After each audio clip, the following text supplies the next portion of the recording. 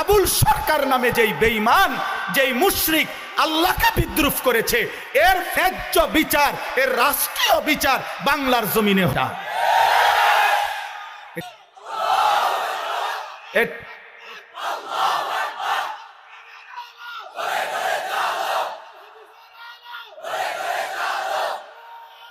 এই আসমান সৃষ্টির পর থেকে পৃথিবীর প্রথম মানুষ থেকে